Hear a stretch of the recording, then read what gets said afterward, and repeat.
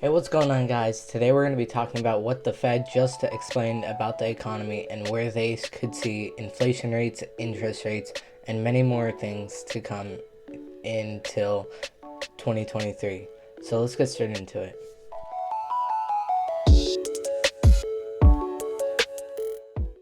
Okay, so first I want to talk about how Jerome Powell talked about the economy 2 weeks ago when he was explaining that inflation was coming and that there was nothing that we could possibly do about it, and that they would just accept the fact that inflation is to come soon. Okay, so now around almost a month ago, Jerome Powell talked about the economy and inflation as well as interest rates, and he didn't really say the best things about inflation and interest rates. He was saying that we were at a low point of inflation and that we could see it spike and then settle down, and that kind of frightened the market, and the market was going down a lot from 2-23 to 2-25, and for a lot of February it was down, but now as we look into March it's recovered fully almost. And this wasn't just the Dow. Also, Nasdaq was at its all-time high of 14,000, and we saw a huge tech sell-off, and it fell all the way into the 12,000s and went negative on the year to date. It doesn't really show well on this graph that I'm showing, but then obviously in March, at the beginning of the first week, we saw really good news on the 8th and 9th through 10th. That week brought it up back into 13,525. Okay, so in basic words, today Jerome Powell talked about the economic predictions for America until 2023 and how the economy can do until then. So, in basic words, he also said that yields are looking to come down and that stocks are going to go up. And he didn't say that stocks were exactly going to go up. It was because of the yields going down, the stocks are moving up. And we saw that the Nasdaq was up, the Dow Jones had gone up 200 points, I believe, and the S&P 500 was up as well after the news. Okay, so one of the main points that Jerome Powell was talking about today was about the change in the GDP for the economy. So this year in 2021, he predicted a 6.5% GDP.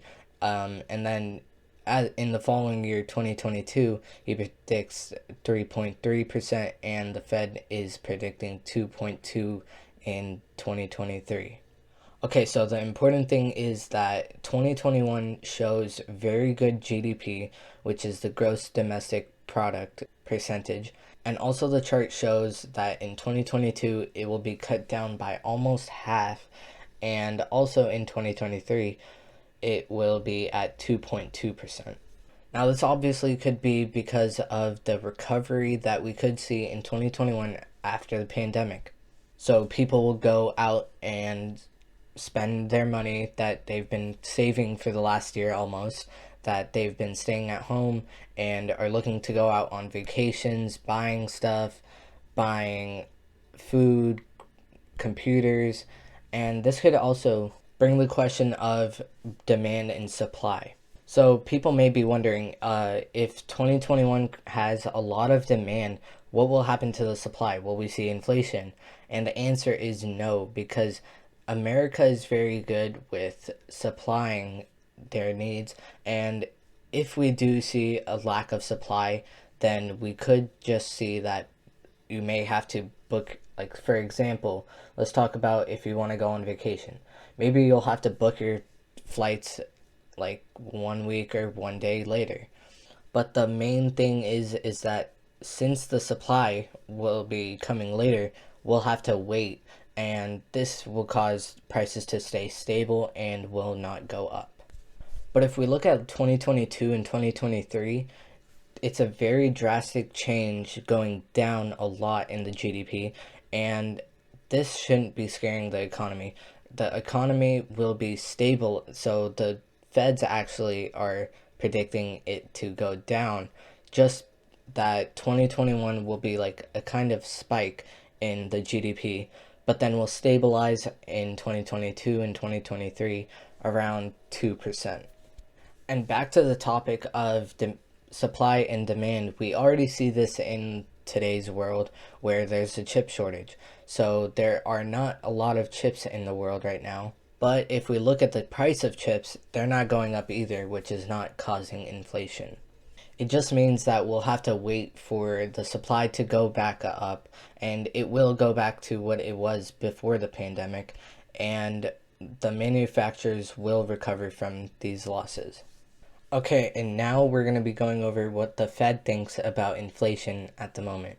So in 2021, it says that there will be a 2.4% inflation, but then in 2022, there will be 2.0% inflation, and in 2023, there will be 2.1%. And just going over the last topic of GDP, it kind of is mentioning in a way that there will not be that much inflation. However, for the year of 2021, there will be a little spike to 2.4, and then it will go down to 2.0 in 2022 and 2023, and will stabilize around there. Now, obviously, a big reason for inflation this year in 2021 at 2.4%, it is because the federal government has printed a lot of money in the last year. So, in a way, since the pandemic started, there have been 3 stimulus packages, and those were all ways of printing their way out of the pandemic to get stabilized again as an economy. And now I want to go over some of the words that Jerome Powell himself said about some of the questions that were asked today. So today he was asked about the supply and demand after the GDP growth of this year. So when asked this question, he explained that if there was a big demand just like we see in the predictions this year of 2021 with a 6.5% GDP, we could see that there might not be enough supply. But the thing is that the supply will come eventually. So he continuously talks about how they can bring supply, and that's not the problem. The problem is that keeping inflation down and how that can correlate to the rise in GDP. But in simple words, if there's more demand, then he explains that there will not be an inflation spike in 2021. And now Jerome Powell talks about interest rates, and he first points out that for the last decade or so, since 2010 or 11, that we have had almost zero interest rate.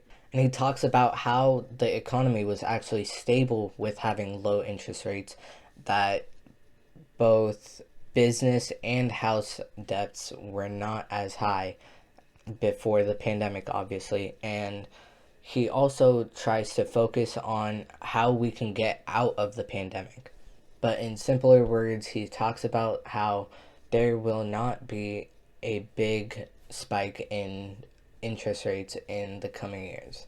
But what he explains that the Fed is kind of focused on in a way is that they're trying to get out of the pandemic, and they see that once the economy can rebuild outside of the pandemic, they see no red flags or risks, in a sense, that the economy could crash. And another great question that was asked today that he didn't really answer was, if inflation is already at 2.4% and it is continuously going down, then why not keep the rates at 0%? And based on the charts, it gives us an answer that the Fed is looking to maximum employment and consumer price, and to keep consumer prices very stable. So if we look at the unemployment rate, it actually is going down throughout the next 3 years, and this also shows how inflation is also going down. So Jerome Powell goes over unemployment, talking about wage inflation and unemployment. So he kind of talks about how we see the economy after the pandemic and how wages could be going up.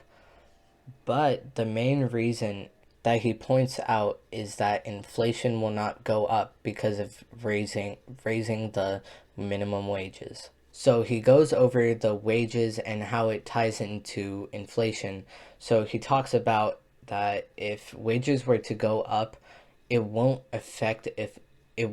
increase inflation because the companies will just have lower net profits for that year.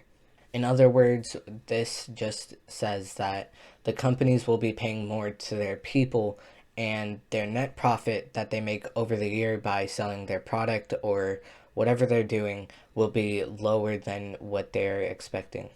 So lastly, he talks about inflation, which is playing a big role in the stock market at the moment.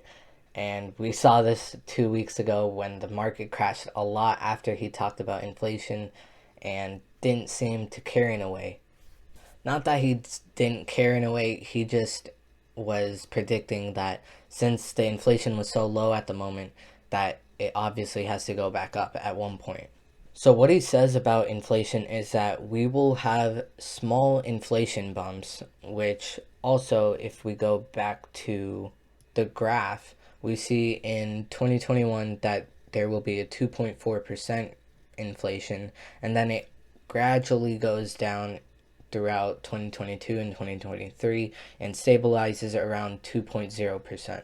And so then he talks about supply in America and how it correlates with the GDP.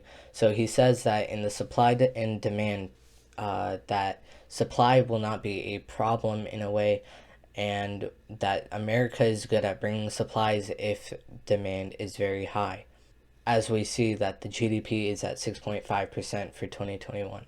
And when those supplies are able to come in and demand is not too high, then there will not be inflation. But yeah, to sum it all up, the Fed actually gave some good news today, and the economy looks to be good for the next 2 to 3 years.